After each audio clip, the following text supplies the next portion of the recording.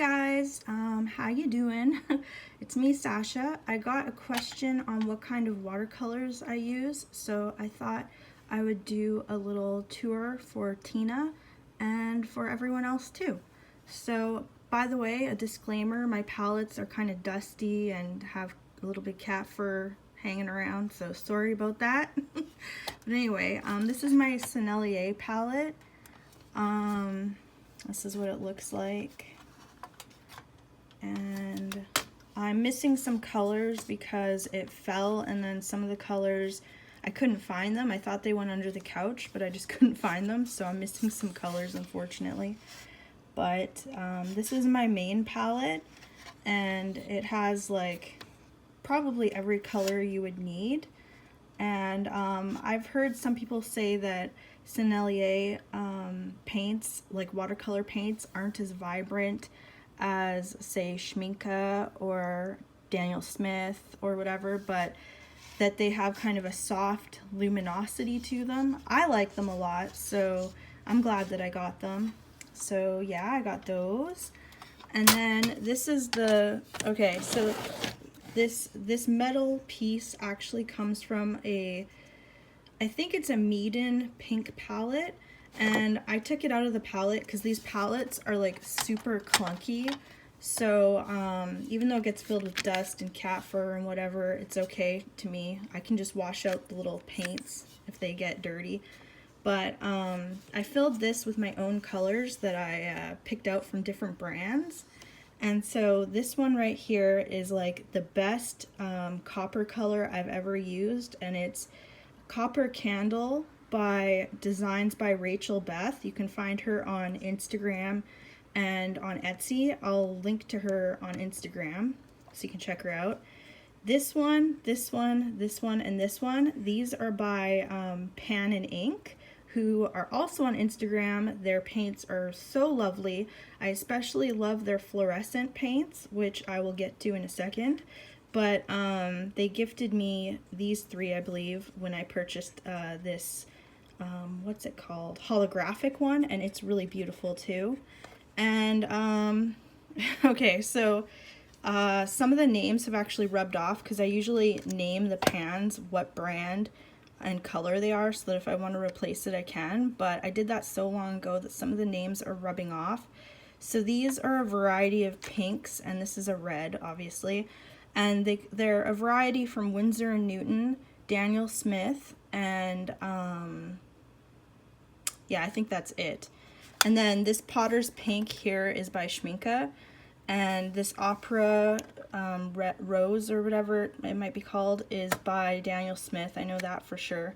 And so I have a lot of Daniel Smith colors. I think that's a Winsor Newton Cobalt Blue Light or something. Cobalt Teal Light. Hold on. Cobalt Turquoise Light. Yeah, I can still read that. And that's by Winsor Newton. Really love that color.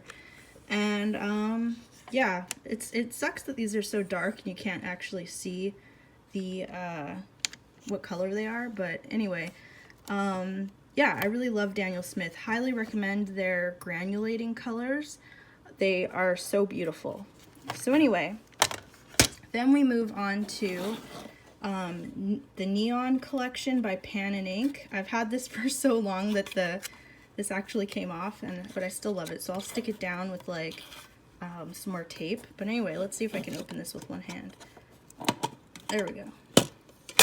So their paints looked so much prettier when I got them than after I've used them for a while, because I really use them a lot. They are so beautiful.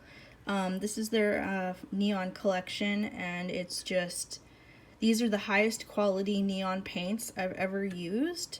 So I've got some neon paints in some palettes that I got off of Amazon, and none of them compare to these. Like, these are so rich in pigment.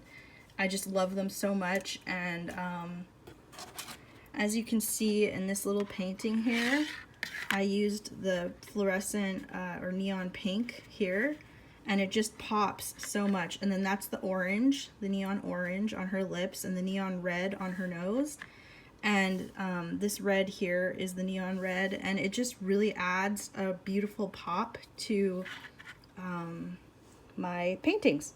Oh, and then the shiny metallic that you see there is the Copper Candle by Designs by Rachel Beth, the top there, and it's so beautiful.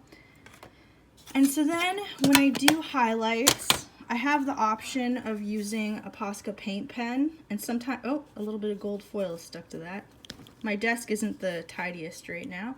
But anyway, I can use a Posca paint pen, but I usually actually go for this Artist Gouache Titanium White, Permanent White by M. Graham & Co. And so I unscrew the lid, and I'll take a detail brush like that, and then I'll dip it in and then do my highlights that way when I'm working on something. So for an example, there's white highlights around her nose, her mouth, around her eyes, and on her hair, and I did those all with this little detail brush and the white gouache. Oh, and this is not acrylic gouache, this is regular designer's gouache. So then moving on to my favorite paintbrushes for watercolor, these would be the paintbrushes. They're not, what's the word? They're not like snapback. They're actually quite soft bristles, and I really love them for watercolors. I prefer a firmer bristle for gouache. But these are the Princeton Neptune series. I'm pretty sure they're synthetic because I don't like buying the animal hair ones because they actually, you know, kill the animal for the fur. Like it's not a byproduct of something else, like leather is a byproduct of the meat industry. So they don't actually, from what I know, kill the cows to get the leather. It's because they've slaughtered the cows for the meat. They have the leather as a byproduct, which makes me feel a bit less guilty buying leather items. But anyway, so yeah, these brushes I believe are synthetic, and they're really lovely, and they're my favorites, and they're not too badly priced, which is really great. So yeah, that's the Princeton Neptunes, and I have them in a variety of sizes. So then we come to paint palettes. This one is by Meeden on Amazon, and I got it pretty recently. That's why it's not filled up with paint yet. But yeah, I really enjoy this palette. It's really great. And then I have this other palette, and I can't remember where I got it actually, but I also use this one. I consider this one more my skin colors palette, so I have different browns and lighter colors, and this is a really dark brown, and then I use purple for shadows, red for blush and lips and stuff, and then this is kind of just a random whatever specific color I'm trying to mix, I'll do in there. And that is pretty much it, I think. I hope that this was helpful. If you have any questions, feel free to leave them in the comments, and I will get back to you. All right, see you guys later. Peace.